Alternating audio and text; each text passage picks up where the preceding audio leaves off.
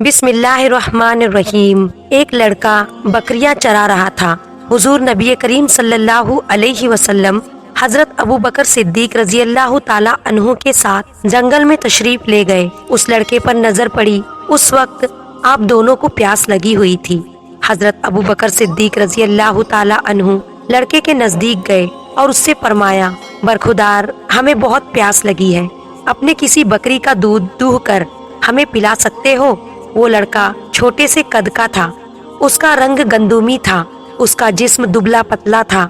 हजरत अबू बकर सिद्दीक रजी अल्लाह ताला अन्हु की बात सुनकर उसने कहा, साहिबो, ये बकरियां मेरी नहीं है, इनका मालिक उकबा बिन अबी मुईत है। उसकी इजाजत के बगैर किसी बकरी का दूध आपको देना अमानत में खयानत होगी। उकबा बिन अबी मुईत मक्के का मशहूर मुशरिक था। लड़के की बात सुनकर हुजूर सल्लल्लाहु अलैहि वसल्लम ने इरशाद फरमाया, साहबजादे, कोई ऐसी बकरी भी आगे ले आओ जो दूध न देती हो, यानी जिसने बच्चे न दिए हो। आप सल्लल्लाहु अलैहि वसल्लम की ये बात सुनकर उस लड़के ने कहा, ऐसी बकरी तो है सही, लेकिन आप उसका क्या करेंगे? हुजूर नबी करीम सल्लल्लाहु अलैहि वसल्लम ने फरमाया, तुम लाओ तो सही। चरवाहे ने एक बकरी आपकी खिदमत में पेश की। हुजूर नबी करीम सल्लल्लाहु अलैहि वसल्लम ने उसके थनों पर हाथ फेर कर दुआ मांगी। अल्लाह ताला ने उनके आन में उसके थन दूध से भर दिए। हजरत अबू बकर सिद्दीक रजी अल्लाह ताला अन्हु दूध दुहने लगे। उसमें से इतना दूध निकला कि तीनों ने खूब सैर होकर पिया। उसके बाद हुजूर नबी करीम सल्लल्लाहु अलैहि वसल्लम ने दुआ की तो बकरी के थन खुश्क हो गए और पहली हालत पर आ गए। चरवाहा ये देखकर बहुत हैरान था। ये माजरा देखकर चरवाहे ने नबी करीम सल्लल्लाहु अलैहि वसल्लम से अर्ज की, ये दुआ मुझे भी सिखा दे। आप सल्लल्लाहु अलैहि वसल्लम ने उस बच्चे के सर पर दस्ते शफकत फेरा और फरमाया, तुम खुद इल्म सिखाने वाले प्यारे बच्चे हो, यानी तुम उस्ताद बनोगे। उसका दिल आप सल्लल्लाहु अलैहि वसल्लम की मोहब्बत से भर गया। फिर एक दिन वो लड़का आप सल्लल्लाहु अलैहि वसल्लम की खिदमत में हाजिर हुआ और बोला, ऐ अल्लाह के रसूल, मुझे भी अपनी जमात में शामिल कर लो। आपने उसकी बात मंजूर कर ली। निहायत शफकत से उसके सर पर हाथ फेरा और फरमाया, तुम तालीम याफ्ता लड़के हो। इस तालीम याफ्ता लड़के का नाम हजरत अब्दुल्ला बिन मसूद रजी अल्लाह ताला अन्हु है। हजरत इब्ने मसूद रजी अल्लाह ताला अन्हु ने पहले ही मुलाकात में मोहसिन आजम को पहचान लिया था और पहचानने के बाद दामने रहमत में पनाह गुजरैन हो चुके थे। दिन रात एक ही लगन थी, महबूब सल्लल्लाहु अलैहि वसल्लम की कुर्बत और उनके हर हुक्म पर जानिसार करने का जज्बा। हुजूर नबी करीम सल्लल्लाहु अलैहि वसल्लम ने हजरत अब्दुल्ला बिन मसूद रजी अल्लाह ताला अन्हु को अपने हल्काए खास में जगह दी। ये इतना बड़ा एजाज था कि वो जितना उस पर गुरूर करते, नाज करते कम था। हुजूर नबी करीम सल्लल्लाहु अलैहि वसल्लम ने उनसे फरमा रखा था कि तुम्हें मेरे घर में हाजिर होने के लिए इजाजत तलब करने की जरूरत नहीं, पर्दा उठाकर अंदर आ जाया करो और हमारी बातें सुना करो। हजरत इब्ने मसूद रजी अल्लाह ताला अन्हु ने जिस वक्त में इस्लाम कबूल किया, उस वक्त काफिला अहले हक में नाम लिखवाना कोई आसान काम न था। मक्का आजमाइश की भट्टी बनता जा रहा था। इब्तिदाला व आजमाइश के नित नए हथकंडे इस्तेमाल किए जा रहे थे। खौफ और दहशत की फिजा पैदा हो चुकी थी और इस घुटे घुटे माहौल में इस्लाम का बाद मिला इजहार जान जोखों से कम न था। ऐसी हालत में हजरत इब्ने मसूद रजी अल्लाह ताला अन्हु ने एक रोज हल्के हक को हैरान कर दिया और अहले बातिल के दिलों पर अपनी ईमान की पुख्तगी का सिक्का जमा दिया। एक रोज मुसलमान खाना काबा में बैठे थे। एक तरफ कुरैशे मक्का की महफिल जमी थी। अबू जहल पूरे ठाठ से महफिल की सदारत कर रहा था। जमात मोमिनीन में ये मसला दरपेश था कि कौन जाकर कुरैश की मजलिस में बाआवाज बुलंद कुरान मजीद की तिलावत करेगा। हजरत अब्दुल्ला इब्ने मसूद रजी अल्लाह ताला अन्हु ने इस अजीम फरीजे के लिए अपनी खिदमात पेश कर दी। साहबाए किराम रजी अल्लाह अन्हुम ने उनके नहीफो व नजार जिस्म को देखा तो उन्हें मशवरा दिया कि ये पुर खतरे का काम अपने जिम्मे न ले, मगर यहाँ तो फरीजा हक के लिए तबीयत मचल रही थी। इसरार किया कि मैं जरूर ये काम सरअंजाम दूंगा। चुनांचे ये नाजुक बदन नौजवान हल्का यारा से उठा और अज़्मे हक व बातिल का मुशाहिदा करने मजलिसे कुरैश की जानिब चल दिया। उसके बाद आप मस्जिद हरम में दाखिल हुए और मकाम इब्राहिम के पास आकर खड़े हो गए और बुलंद आवाज से सूरे रहमान की तिलावत शुरू कर दी। कुरैश ने एक दूसरे से पूछा, ऐ इब्ने मसूद, तू मोहम्मद सल्लल्लाहु अलैहि वसल्लम पर नाजिल करदा قرآن پڑھ رہا ہے۔ یہ سننا تھا کہ دشمن ٹوٹ پڑے اور عبداللہ رضی اللہ تعالیٰ عنہ کو مار مار کر لہو لہان کر دیا۔ ان کا لباس خون میں سرابور، لیکن زبان پر کلمہ ربانی کی تلاوت جاری تھی۔ جب آپ فارغ ہو کر ساتھیوں کے پاس پہنچے تو آپ کے جسم سے خون بہ رہا تھا۔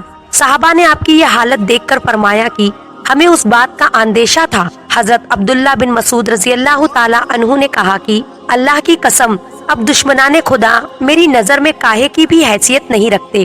اگر آپ اجازت دے تو میں پھر سے کل صبح ان کے سامنے جا کر وہی قرآن کریم کی تلاوت کروں۔ سب نے روک دیا اور عرض کیا کہ آپ نے حق ادا کر دیا اور قریش کو وہ مقدس کلام سنا دیا جس کو وہ سننا نہیں چاہتے تھے۔ ابن مسعود رضی اللہ تعالیٰ عنہ نے درسگاہ نبوت سے ہی تعلیم حاصل کی۔ قرآن مجید کی تلاوت، شریعت الہیہ، قرآن فہمی، صحابہ کرام رضوان اللہ عنہ کے درمیان آپ کو خاص مقام و مرتبہ حاصل تھا۔ وقوف عرفہ کے دوران ایک شخص حضرت عمر رضی اللہ تعالیٰ عنہ کی خدمت میں حاضر ہوا اور عرض کی، اے امیر المومنین، اس وقت میں کوفہ سے آ رہا ہوں۔ وہاں ایک شخص اپنے حافظہ کی بنیاد پر قرآن مجید لکھوا رہا ہے۔ یہ بات سن کر حضرت عمر فاروق رضی اللہ تعالیٰ عنہ بہت غصے میں آ گئے کہ اتنے غصے میں آپ کو پہلے کبھی نہیں دیکھا گیا۔ آپ نے غضبناک ہو کر فرمایا کہ بتاؤ وہ کون ہے؟ اس شخص نے عرض کیا کہ وہ حضرت عبداللہ بن مسعود رضی اللہ تعالیٰ عنہ ہے۔ ان کا نام سن کر آپ کا غصہ مانند پڑ گیا اور ارشاد فرمایا کہ باخدا میرے علم میں اس وقت عبداللہ بن مسعود رضی اللہ تعالیٰ عنہ کو اس وقت قرآن فہمی میں سب سے اعلیٰ و عرفہ مقام حاصل ہے۔ ایک رات نبی کریم صلی اللہ علیہ وسلم اور حضرت ابو بکر صدیق رضی اللہ تعالیٰ عنہ بیٹھے امت مسلمہ کے متعلق گفتگو کر رہے تھے اور حضرت عمر رضی اللہ تعالیٰ عنہ فرماتے ہیں کہ میں بھی انہی میں شریک تھا۔ اچانک نبی کریم صلی اللہ علیہ وسلم اٹھے اور ایک جانب چل پڑے۔ ہم بھی آپ صلی اللہ علیہ وسلم کے ساتھ چلنے لگے۔ کیا دیکھتے ہیں کہ ایک شخص مسجد میں کھڑا اونچی آواز میں نماز پڑھ رہا ہے اور اندھیرے کی وجہ سے ہم اسے پہچان نہ سکے۔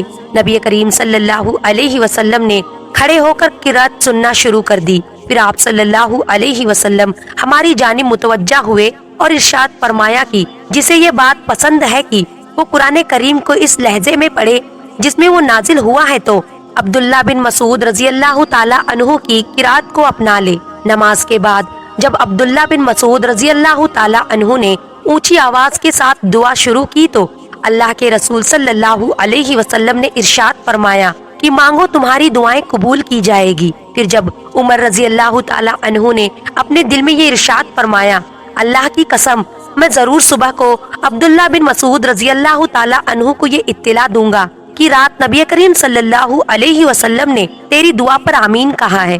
فرماتے ہیں کہ جب میں صبح سویرے خوشخبری دینے گیا تو کیا دیکھتا ہوں کہ حضرت ابو بکر صدیق رضی اللہ تعالیٰ عنہ مجھ سے پہلے خوشخبری سنا چکے ہیں۔ حضرت عمر رضی اللہ تعالیٰ عنہ فرماتے ہیں، برملا میں اس بات کا اعتراف کرتا ہوں کہ حضرت ابو بکر صدیق رضی اللہ تعالیٰ عنہ مجھ سے ہر نیکی کے کام میں سبقت لے گئے۔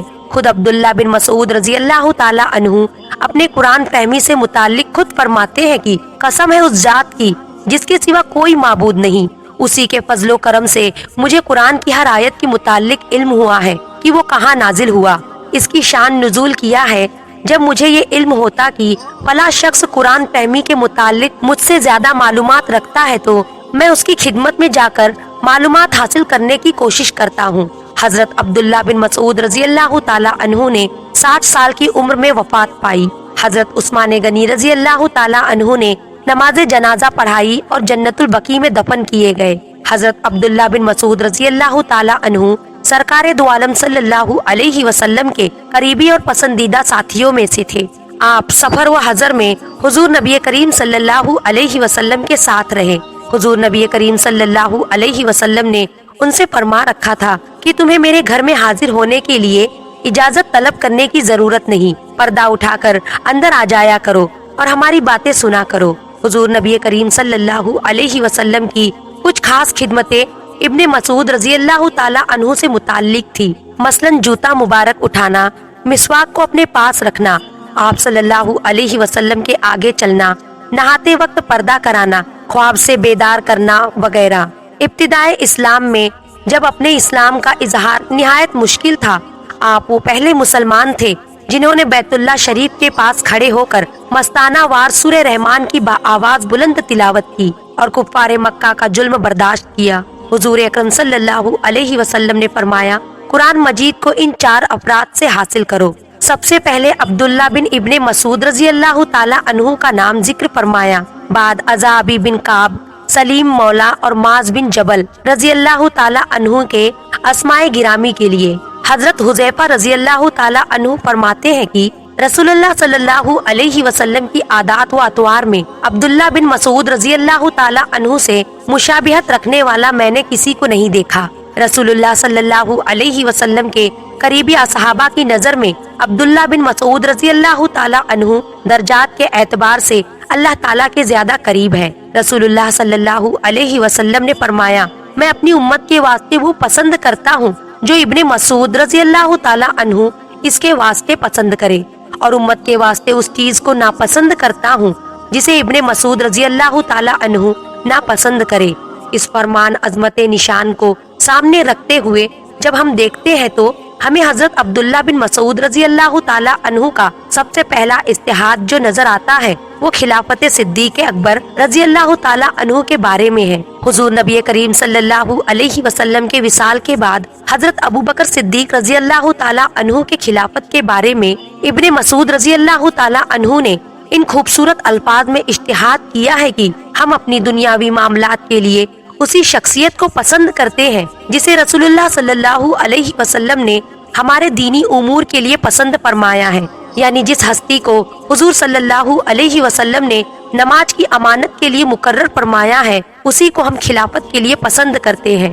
رسول کریم صلی اللہ علیہ وسلم کے بدترین دشمن ابو جہل کی گردن کاٹنے کا شرف بھی عبداللہ بن مسعود کو حاصل ہوا۔ 2 ننھے بچے معاذ اور معوذ رضی اللہ تعالی عنہ نے جب اپنی تلوار سے ابو جہل کو گھائل کر دیا تو حضرت ابن مسعود رضی اللہ تعالی عنہ کا اس طرف سے گزر ہوا۔ حضرت ابن مسعود رضی اللہ تعالی عنہ کے پاس کرامت تلوار نہ تھی، انہوں نے ابو جہل کی تلوار اٹھا لی۔ ابو جہل کی نظر ان پر پڑی تو ان کے ارادے کو بھاپ گیا۔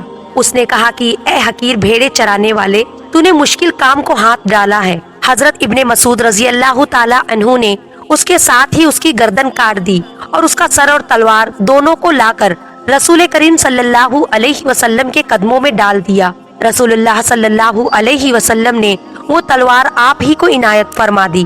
حضرت ابن مسعود رضی اللہ تعالی عنہ کا قد چھوٹا تھا، پنڈلیاں پتلی پتلی تھی۔ ایک مرتبہ آپ رسول اللہ صلی اللہ علیہ وسلم نے انہیں درخت پر سے کوئی چیز اتارنے کا حکم دیا۔ وہ درخت پر چڑھے، ان کے باریک پنڈلیوں کو دیکھ کر صحابہ کرام کی ہنسی چھوٹ گئی۔ رسول اللہ صلی اللہ علیہ وسلم نے ارشاد فرمایا، تم کیا ہنستے ہو؟ عبداللہ کی ٹانگیں میجان اللہ کے ترازو میں احد پہاڑ سے زیادہ بھاری ہے۔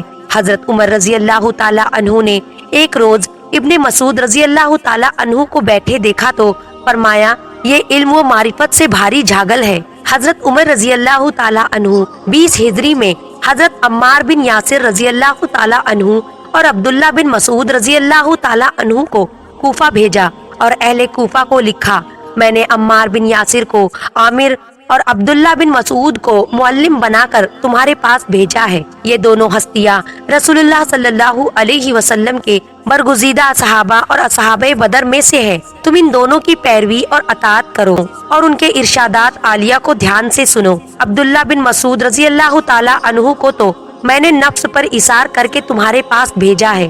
یوں حضرت حضور اکرم صلی اللہ علیہ وسلم کی بشارت پوری ہو گئی کہ تم خود علم سکھانے والے پیارے بچے ہو۔ شقیق ابو وائل بن ابی سلمہ فرماتے ہیں کہ میں رسول اللہ صلی اللہ علیہ وسلم کے صحابہ اکرام کے حلقے میں بیٹھا ہوں۔ میں نے عبداللہ بن مسعود رضی اللہ تعالی عنہ کی بات سے انکار کرتے ہوئے کسی کو نہیں دیکھا اور نہ کسی صحابہ نے آپ کا رد کیا، یعنی آپ فقاہت کے اس مقام پر فائز تھے کہ آپ کی رائے کے سامنے کسی کو صحابی کو کبھی رائے پیش کرنے کی ضرورت محسوس نہیں ہوئی۔ اللہ پاک ہمیں بہتر عمل کرنے کی توفیق عطا فرمائے اور ہمیں نیکوکاروں میں شامل کرے، آمین۔